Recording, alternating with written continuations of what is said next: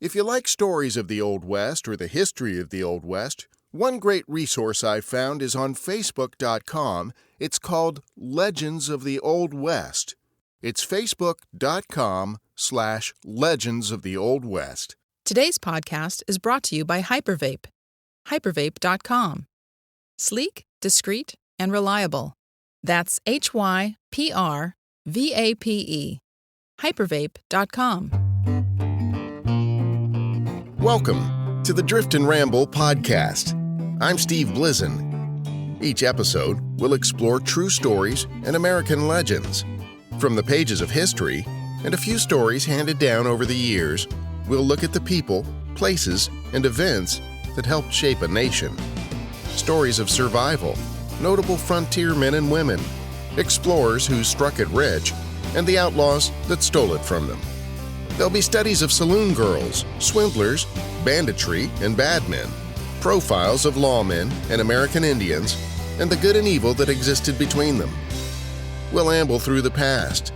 We'll delve into the folklore of the times and maybe even uncover a ghost story or two.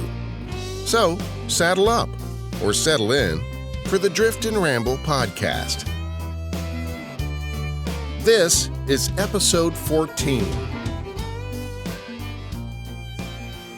The gunfight at the OK Corral only lasted 30 seconds or so, but the shootout would eventually become the best-known gunfight of the Old West. It took 50 years for the story to hold any consequence in American history, but when it finally resurfaced, it placed two names at the top of the list of the world's most well-known gunfighters. One was Wyatt Earp, and the other was his infamous friend, Doc Holliday.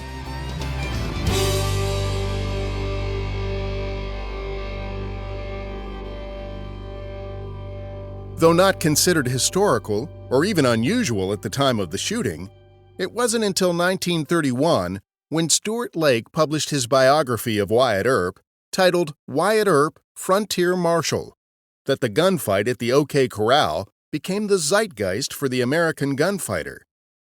The story, and all the iterations of books, movies, and television shows that followed, seared the ideal of the American gunfighter into the very fabric of our being. Perhaps because this polarizing gun battle wasn't just a bunch of disgruntled cowboys having a tussle, the gunfight at the OK Corral came to represent many things. It was the culmination of a long-brewing feud between families. It may have served as the line of demarcation between right and wrong, the lawless and the lawman. It symbolized the age-old battle between good and evil, and perhaps it served to sever the ties between the last vestiges of the Old West and the rapidly advancing civilized world.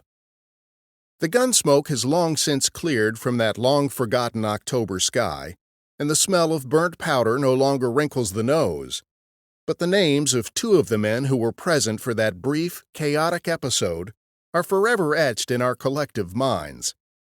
Stuart Lake had written his best-selling biography about Wyatt Earp, but the recently deputized marshal who was with Earp on that fateful afternoon would become just as famous, maybe even more so than Wyatt Earp himself. But just who was Doc Holliday, and how did he come to be the man we think we know about today? Doc Holliday was a gambler, a gunfighter, a dentist, and a friend of Wyatt Earp. Though much has been written about the man, the facts and the fantasy are often hard to separate. What we know for certain is that Doc started out with some challenges right out of the gate. He was born on August 14, 1851, with a cleft palate, and had to be specially fed by an eyedropper, tiny spoon, and small cup by his doting mother.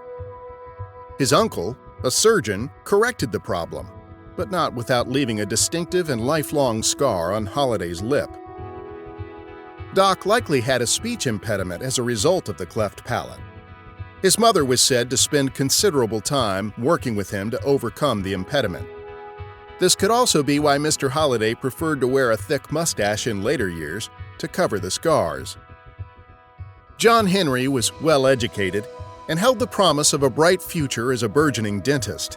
But just months after starting to practice dentistry, he was diagnosed with tuberculosis, the very same disease that claimed his mother's life when he was just 15. He lost other family members to the disease as well, and it's been theorized that he contracted the disease from his mother, with whom he had been very close. He was just 22 years old when his doctors told him he had only months to live. But he went on to live until he was 36. Aside from Wyatt Earp and a handful of cronies, John Henry Holliday was not a man with many friends. The only woman he was ever known to have a relationship with was a prostitute by the name of Big Nose Kate, who we will profile in a later episode.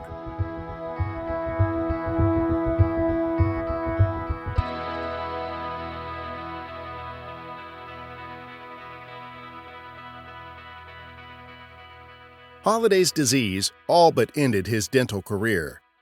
After all, who wants to see a dentist who coughs in your face as he works? With patients reluctant to be treated by a sickly dentist, he had little choice but to find a new vocation. He found it at the card tables. His sharp wit and intelligence made him an exceptional gambler.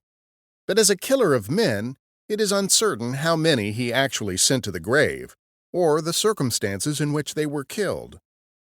One thing that is clear is that Doc's reputation was sizable, and it often arrived in town before he did.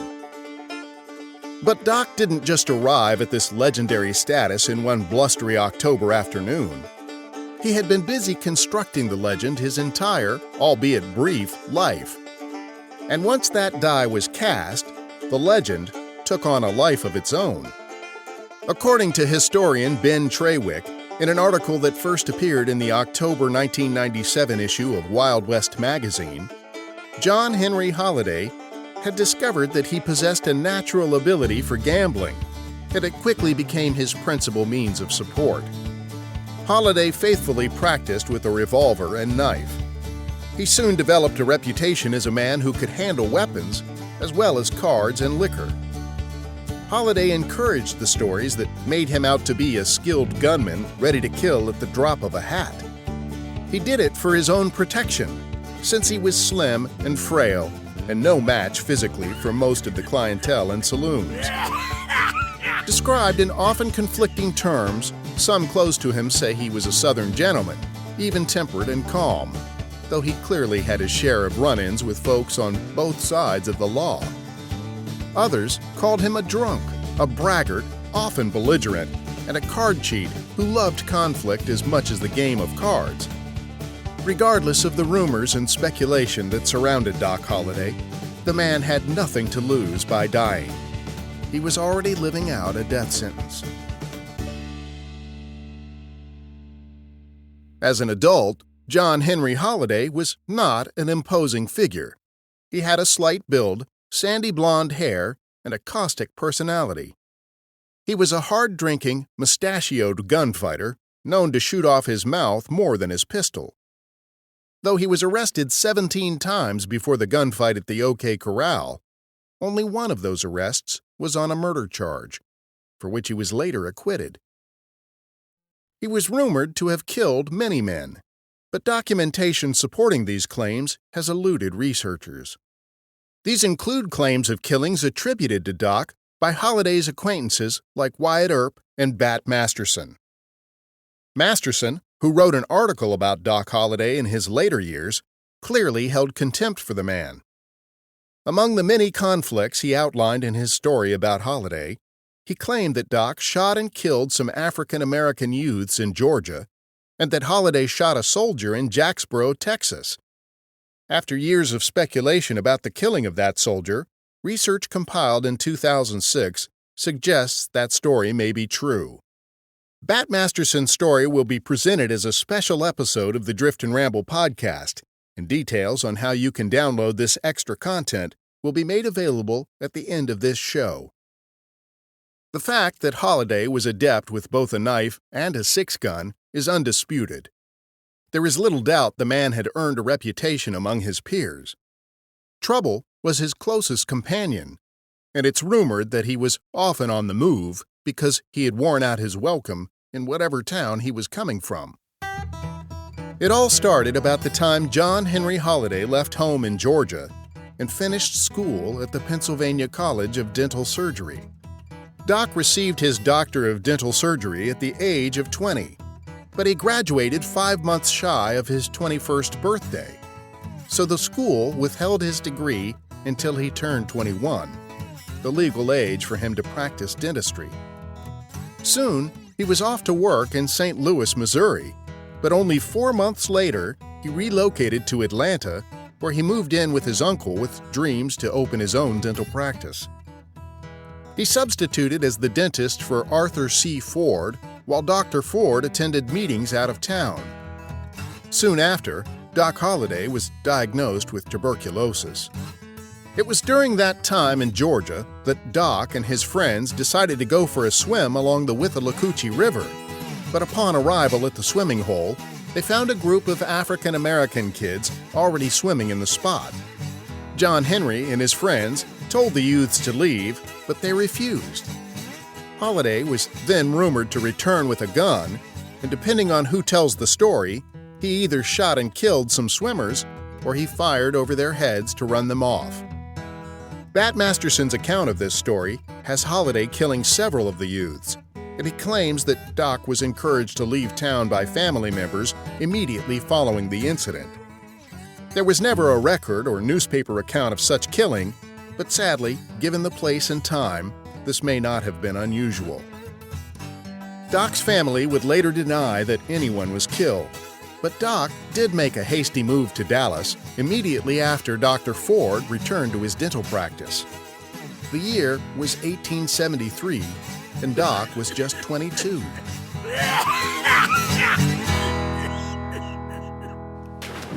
Y'all gonna have to find a new place to swim. The river's wide enough for all of us. Maybe you need to find a new place to swim. Go on down in them brambles over yonder. Them thorns about as friendly as you are. Oh, man. I'll be back in a minute. If you fellas know what's good for you, you'll be gone. Take your time. I see y'all don't hear very well. Maybe you'll hear this. Run! That white boy's crazy. You ain't nothing with that shotgun. Better not let me catch you alone, skinny-ass fool. In Dallas, Doc partnered with Dr. John A. Seeger, who was a friend of Doc's father. The two men went on to win several prestigious awards within the dental community. Among them were Best Set of Teeth in Gold, Best Vulcanized Rubber, and Best Set of Artificial Teeth in Dental Wear. Doc had become known for more than just dental work, however, and in 1874 he was indicted, along with 12 others, on gambling charges. In January of 1875, he traded gunfire with a saloon owner in Dallas. No one was seriously injured, but after being found guilty and fined for his gambling charges, Doc had had enough of Texas. By now, he was known as the Deadly Dentist, thanks in a large part to his own tales. For some reason, Doc had had enough of his own name, too. He moved to Denver, Colorado under the alias Tom Mackey and went to work as a faro dealer. But allegedly, he got into a fight with a local tough named Bud Ryan. Ryan and Holliday drew knives and proceeded to slice at each other, but Doc gained the upper hand, and when the fight was over, Bud Ryan was seriously wounded. Ryan survived the fight, but he wore the scars on his face and neck for the rest of his life. Holliday didn't hang around long. He left for Cheyenne after hearing about the gold strike at Deadwood. Soon, Doc was working as a card dealer in Deadwood, and he managed to stay out of trouble for a time.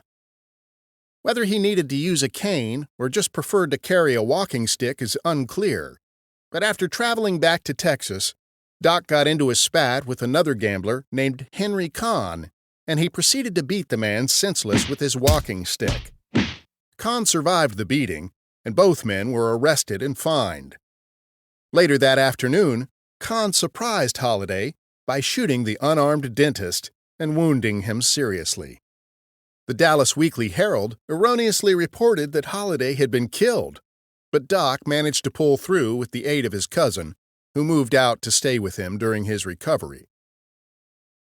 Holliday relocated to Fort Griffin, Texas after his recovery, and it was here, while working as a card dealer at John Shancy's saloon, he met Mary Catherine Haroni, also known as Big Nose Kate, a dance hall girl and occasional prostitute. She was described as stubborn and fearless, a heavy drinker, and in possession of that fairly pronounced proboscis. She had a lot in common with the diminutive dentist, not yet known as Doc Holliday. She was the only woman Doc was ever known to be with. Shancy couldn't have known the pivotal role he would play in Doc's life, but he would also introduce Doc to Wyatt Earp during a chance encounter in 1877.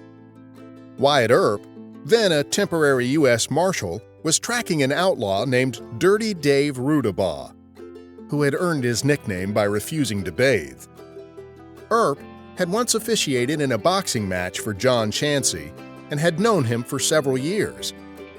When he tracked Dirty Dave to Fort Griffin, Shancy suggested Earp talk with John Henry Holliday, who had been playing cards with the smelly desperado earlier in the week. Holliday told Earp that Rudabaugh was headed back to Kansas.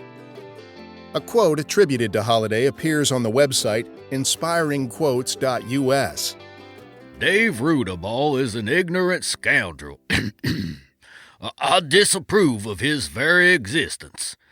I considered ending it myself on several occasions, but self-control got the better of me. Wyatt Earp hung around town about a month before winding up in Dodge City, and during that time he and Holliday became fast friends. Earp became assistant city marshal in Dodge, working under Charlie Bassett and with Bat Masterson, who we spoke about in episode 12. In the summer of 1878, John Henry Holliday and his common-law bride, Kate Haroni, arrived in Dodge City. They took up residence at Deacon Cox's boarding house as Dr. and Mrs. John H. Holliday. While here, Doc tried to revive his dental practice.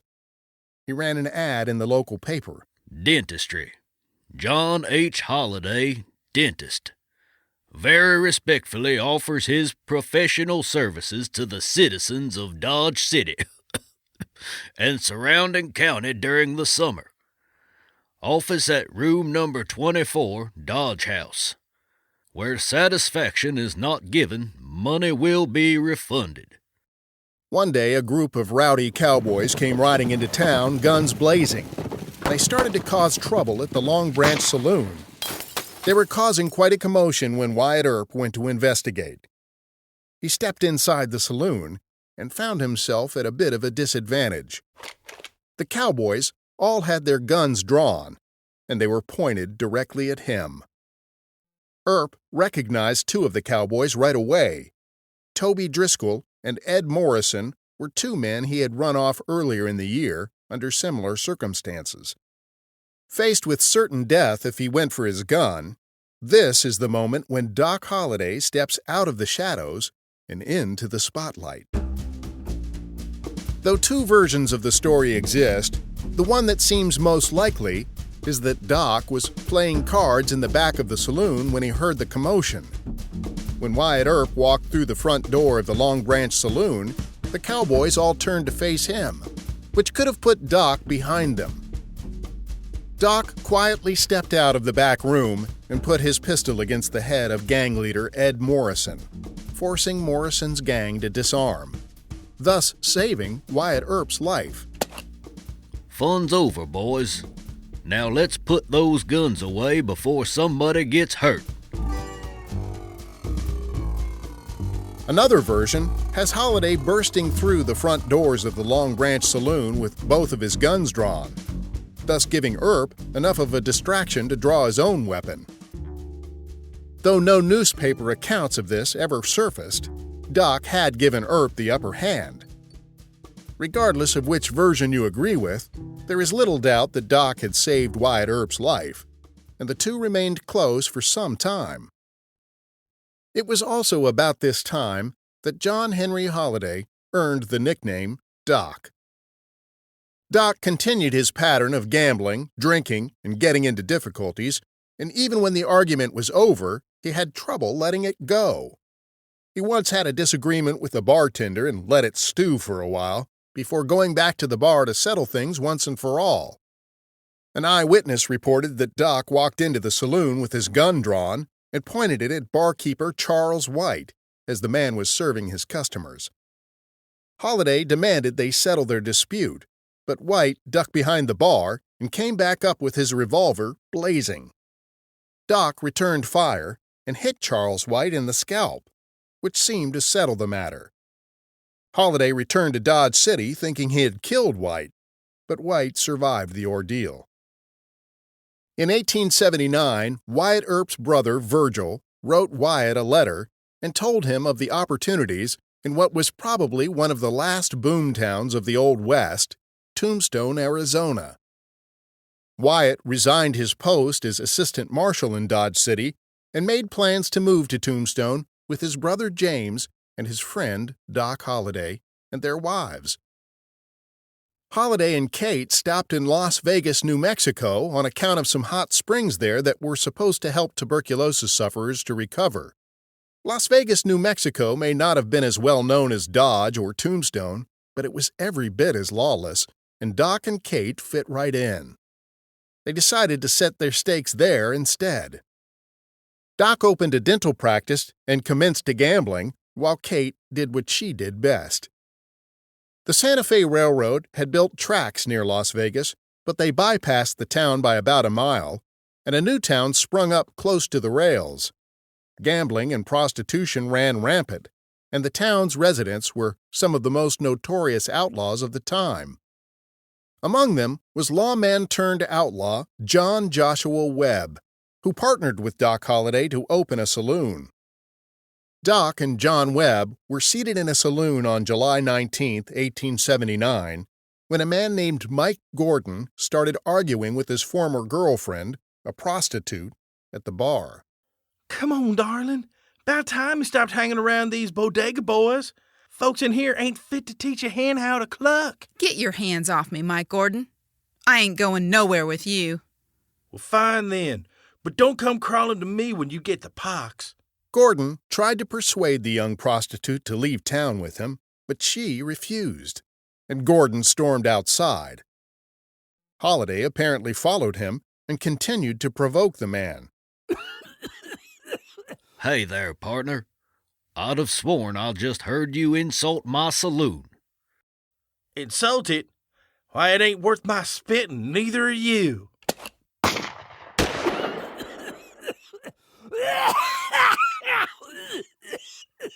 Well, looky there. I reckon we differ in opinion on the matter. Gordon fired a shot at Holliday, but was not afforded the chance to fire another.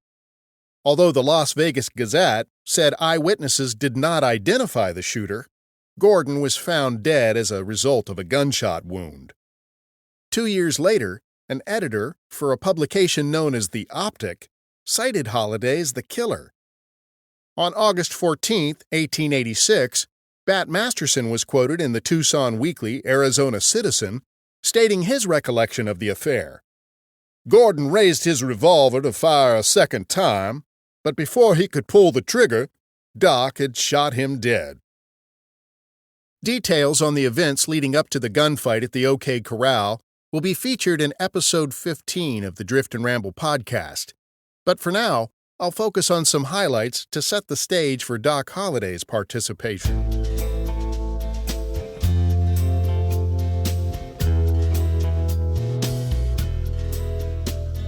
The term cowboy had once been used to describe cattlemen and ranchers, respectable fellows who made their living in the saddle. But by now, the term had come to be derogatory. Cowboys were wild, unkempt rustlers and outlaws, and calling someone a cowboy was an insult in the first degree. The primary figures in the Cochise County Cowboys were Ike, Billy, and Finn Clanton, Tom and Frank McLowry, William Curly Bill Brocious, Buckskin Frank Leslie, Johnny Ringo, and Pony Deal, though others rode with the men from time to time. They received favorable support from people like Oriental saloon owner Milt Joyce and Sheriff Johnny Behan, who seemed to either be afraid of or in cahoots with this unruly band of men. Even the local newspaper called the Nugget seemed to favor the cowboys in the press. Though the Earps expressed concern about the cowboy crime wave, County Sheriff Johnny Behan showed little interest in the Earps' complaints about the rampant cattle rustling and horse thieving going on around Tombstone. Meanwhile, Kate and Doc's relationship was like a kettle of water on a hot stove. It would heat up and boil over frequently. The two drank constantly, and the alcohol only served to fuel their disagreements. In March of 1881, there had been an attempted stagecoach robbery that took place nearby, and Kate, drunk and angry over a recent spat with Doc, signed an affidavit implicating Doc Holliday as taking part in the robbery. 2 men were killed in the robbery, and one of the outlaws also suffered a wound in the groin. That man was named Bill Leonard, and he just happened to be a known close associate of Holliday's. Based on the affidavit signed by Big Nose Kate, the judge issued a warrant for the arrest of one John Henry Holliday. Townsfolk all but convicted Doc for the killings while he continued to gamble and get in fights. One day he got into it with a gambler named Johnny Tyler, and the saloon owner, Milt Joyce, took away Doc's pistol before he could use it. Tyler, you want to monkey with that deadwood or play poker? Either way, it ain't likely to end well for you. All right there, Mr. Dennis. If you two boys can't play nice, then you won't play at all in my saloon. Is that clear? You'll need to hand me that pistol for safekeeping, Mr. Holliday. You can come pick it up tomorrow when you're sober. To hell with you, barkeep. I ain't harming nobody. I'm just trying to play cards. Later that same day, Doc found out that Joyce had been spreading rumors about him as being part of the stagecoach robbery. Doc was having none of it. He returned to Joyce's saloon, inebriated, and began to insult the man while demanding he get his gun back. Hey, barkeeper, what's all this noise I've been hearing about you telling lies about me? You saying I robbed that stagecoach? I done told you I weren't anywhere close. Give me my damned pistol back. Mr. Holliday, how nice of you to stop by. Seems we've already discussed these matters, but you come back here tomorrow and we'll go over it again. Meanwhile, let me show you the door. You ain't heard the last of this, barkeeper. Joyce, being sober and sensible, refused and threw Doc out of his saloon. Doc came back a few minutes later with another pistol and commenced firing at Joyce. Look here, barkeeper. I believe you have my pistol, and I'm a-fixin' to get it back. Now, Doc, I done told you. Ow! Dang it, Doc, you just shot me in the thumb. Well, I was aiming for both of your heads. Hold still a damn minute. Quick, Robert, get that damn pistol away from him. Ouch! Dagnabbit! Milton, he done shot me in the toe! Oh, dang it. Now look at what you done. Doc, you're mean enough to steal a fly from a blind spider. Maybe that'll learn you some manners. Boys, give me a hand and let's drag this drunk dentist out of here. Holliday shot Joyce in the thumb and shot his bartender in the toe. Joyce managed to pistol whip Doc, though, knocking him out cold. Later, the Earps found witnesses who could attest to Doc's whereabouts when the stagecoach was being robbed. When Kate sobered up, she explained to the judge that the saloon owner, Milt Joyce, and the sheriff, Johnny Behan, had coerced her into signing the affidavit, which she didn't even understand. The judge called the charges against Doc ridiculous, and they were dropped. But were they? Many conflicting sources abound when it comes to Doc's guilt. Even the Earps may not have been the squeaky clean lawmen they appeared to be, something we plan to explore in episode 15, featuring Wyatt Earp. On September 8, 1881, another stagecoach was robbed. At the scene of the holdup, the Earps found an unusual boot print left behind by someone wearing a custom-repaired boot heel. Further investigation linked the boot heel to Frank Stillwell, but evidence wasn't enough for the judge, and he threw that case out too. just like he had done with Doc's. Suffice it to say that tensions were high between the Earps and the Cochise County Cowboys, primarily the Clantons and the McLaurys. While Wyatt and Virgil were testifying against the outlaws in court, Frank McLaury threatened young Morgan Earp's life. He also threatened the lives of the other Earps if they ever tried to arrest him again. This was barely 2 weeks before the shootout at the OK Corral.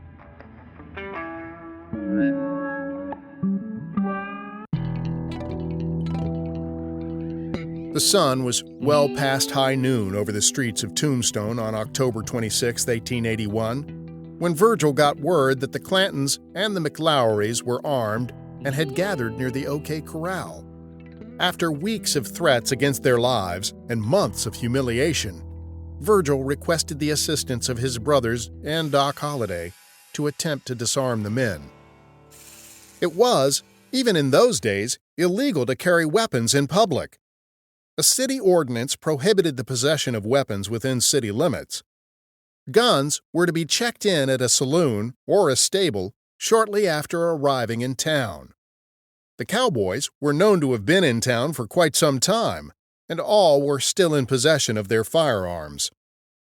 This city ordinance would later become a cornerstone of the defense of the Earps in the month-long trial that followed the shootout. The cowboys were gathered in what seemed a strange spot for a chance encounter. They had collected in a 15 to 20-foot wide lot between Fly's boarding house and the Harwood house, which was near but not actually at the OK Corral.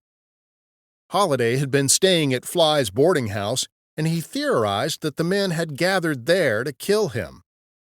On the way to the empty lot, Virgil traded the short-barreled shotgun he had armed himself with for Doc Holliday's walking stick. Holliday took the coach gun and hid it under his coat. The idea was not to appear too aggressive when attempting to disarm the cowboys. At the first sign of conflict, however, Ike Clanton and Billy Claiborne ran off, leaving Tom and Frank McLaury and Billy Clanton to stand their ground. Virgil had not expected a fight. He testified later that he demanded the men surrender their weapons. Eyewitnesses claimed that words were exchanged, and Doc was the first to open fire. McLaury reportedly yelled at Holliday, "I've got you now!" To which Holliday responded, "Blaze away. You're a daisy if you do." Then shots rang out.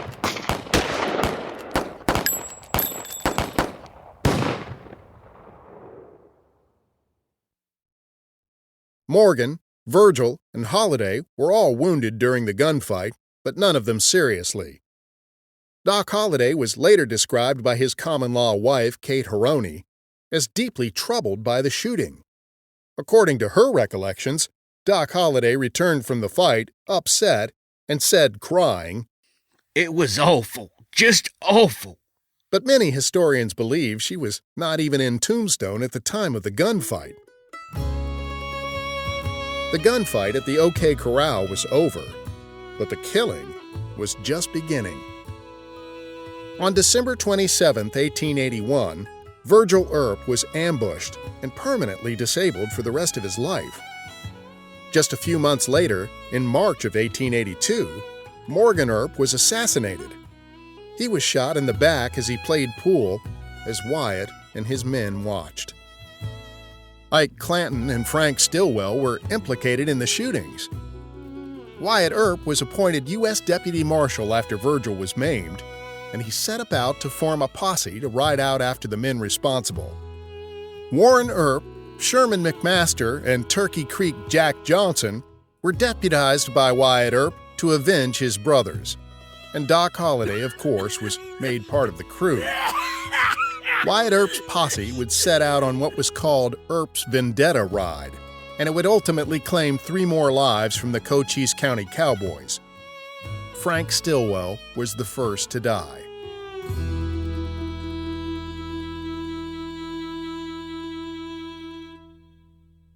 Warrants were issued for Doc, Earp, and the rest of his posse, stating that each had taken part in the killing of Frank Stillwell.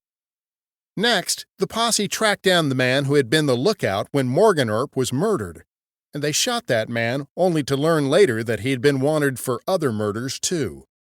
Finally, the posse had been surprised by an ambush, and though they miraculously survived, one of the attackers did not. That man was Curly Bill Brocious, the third man to die during the Earp Vendetta ride. The remaining Cochise cowboys would later deny that Earp had killed Curly Bill, but the man was never seen or heard from again, leaving little doubt about his death.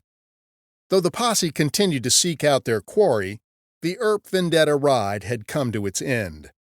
Most of the men wound up in Colorado, where Wyatt's old friend Bat Masterson pleaded with Governor Frederick Pitkin to refuse extradition requests from the Arizona territorial authorities. Doc remained in Colorado, and Masterson, out of his friendship with Wyatt Earp, took Doc to Pueblo, Colorado. Masterson drew up false charges against Holliday that would block extradition to Arizona, while allowing Doc to remain free on bond. The ruse allowed Doc to live out his final years a free man, even though the charges against him were never dropped. Doc had not yet bonded out of jail when the Denver Republican wrote the following quote, Holliday has a big reputation as a fighter, and has probably put more rustlers and cowboys under the sod than any one man in the West. He had been the terror of the lawless element in Arizona, and with the Earps was the only man brave enough to face the bloodthirsty crowd which has made the name of Arizona a stench in the nostrils of decent men. Holliday continued to exist under a cloud of suspicion, however. Johnny Ringo was found dead in July of 1882, and rumors circulated that Doc and Wyatt Earp had committed the crime. A coroner's report found the gunshot to his head to be self-inflicted, however, and yet another Cochise cowboy had been returned to dust. By now, Doc had grown pale and weak, and his tuberculosis and the high altitude had all but quieted the deadly dentist. He managed to get one more gunfight onto the record books before his story came to an end. Holliday's disease had weakened his body, and his growing dependence on alcohol and laudanum had weakened his mind. As a gambler, he no longer held much advantage and soon found himself out of money. Doc borrowed $5 from a bartender and a special officer at the Monarch Saloon named Billy Allen, who had the authority to carry a gun and make arrests within the saloon. Doc was now broke, and with nothing left to pawn, Allen demanded his money back. Holliday was unable to repay the debt. Fearing that Allen would shoot him, Doc hid a weapon in the bar, and when Allen appeared, Doc shot Allen in the arm. The barman disarmed him before he could shoot again. Doc spent a week in the county jail, but was eventually acquitted and released. Doc spent his remaining days at the Hotel Glenwood, hoping to be cured by the hot springs near Glenwood Springs. But his condition declined, and he died there at 10 a.m. November 8, 1887. In his final act of defiance, he asked a nurse for a shot of whiskey. She refused, and he looked down at his exposed feet, wiggled his toes, and said, "This is funny." Doc had always expected to have died with his boots on. Many believe his final words were in reference to the fact that that wasn't the case.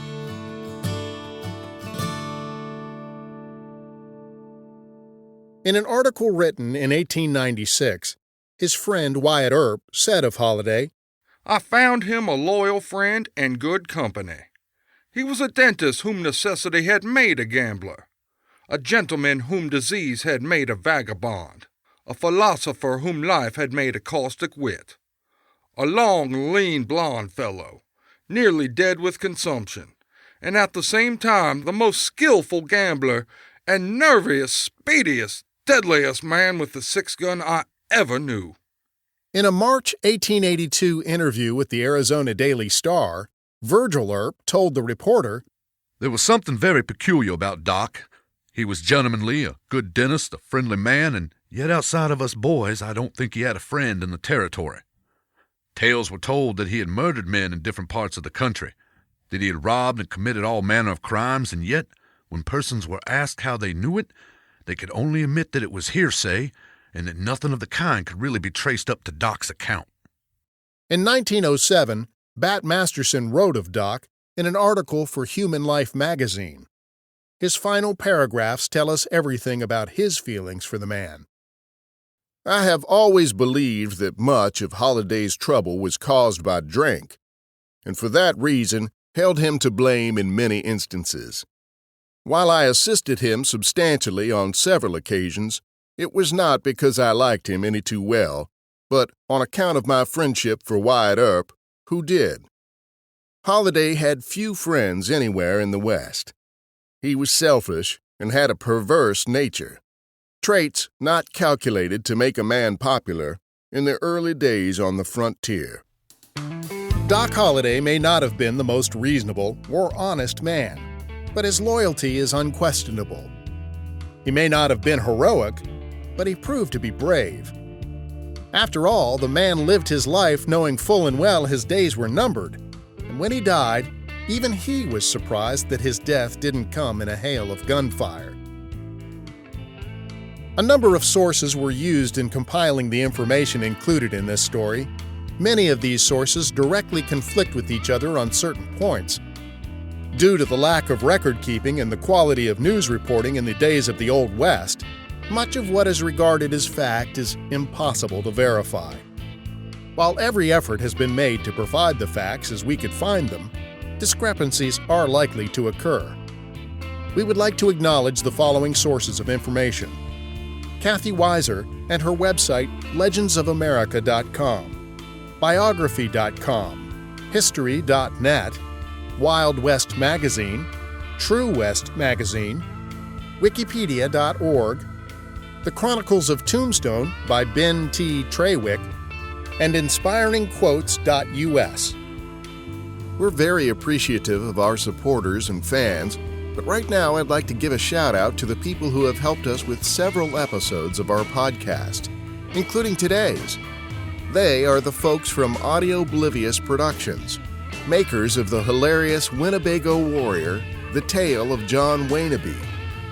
Doc Holliday was played by Austin Beach. Saloon owner Milt Joyce was played by Jeremy Hennessy. Mike Gordon was played by Mike Jansen. Robert, the bartender's helper, and Wyatt Earp were played by Scott Phillips. Virgil Earp was played by Drew Prophet. Our own Cheryl Blizzen played the part of Mike Gordon's Soiled Dove, and I played the part of Bat Masterson and the group of swimmers. Thanks to all of you who helped bring this episode to life, and thanks to all our listeners. You're the reason we do this, and we appreciate having you as part of our show.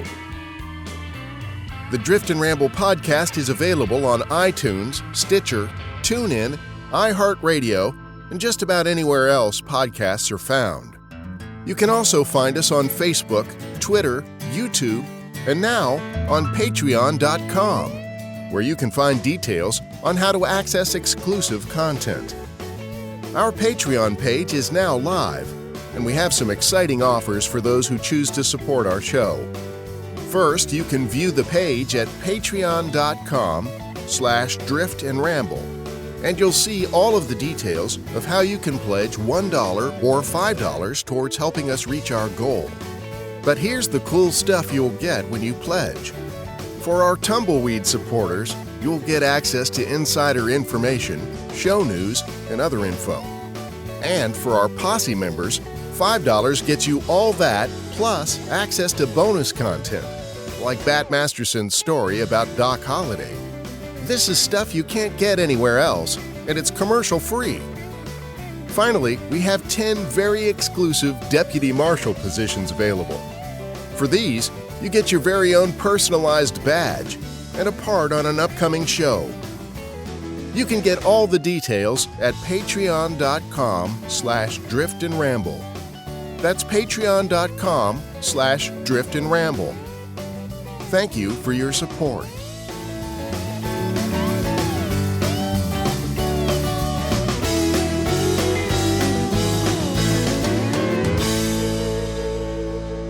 Drift and Ramble podcast will continue after this.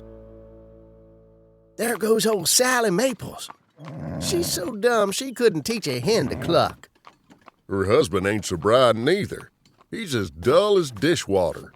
If all his brains was dynamite, there wouldn't be enough to blow his nose. He is plumb weak north of his ears. He can't tell skunks from house cats. His family tree was a shrub. You boys got nothing better to do than to sit out here and insult everybody that goes by? Oh, hi, Sheriff. We didn't see you standing there. Sheriff, we was fixing to have a smoke, but my matches done got wet, and I'll be damned if I can't light one. You know, instead of sitting outside the general store insulting everybody, you could go inside and buy yourself a Hypervape vaporizer.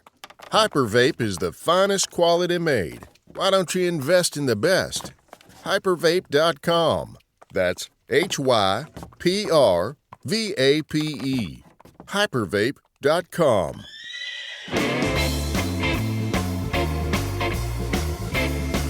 Hi, this is Cheryl. Your feedback is important to us. If you have a comment or suggestion, we'd really love to hear from you. You can contact us through our website, that's driftandramble.com. You'll see a listener survey button on every page, and we'd really appreciate your input on the survey. Please take a few moments to complete it, and you'll have our thanks in return. Coming up on the next edition of the Drift and Ramble podcast, it's the story of the OK Corral's other famous gunfighter, Wyatt Earp. We'll learn the story of how the OK Corral came to be the stuff of Hollywood, and the story behind the story of the gunfight at the OK Corral. Was Wyatt Earp a rightful lawman, or did he have another reason to do battle with the Cochise County Cowboys? Episode 15 is all about Wyatt Earp on the next Drift and Ramble podcast. The Drift and Ramble podcast is a Clear Voice Media production, hosted and produced by Steve Blizin, with segment research and voice acting by Cheryl Blizin. Additional contributions and content have been made possible by support from individuals dedicated to the art and science of storytelling and exploring the still fertile promise of the American West.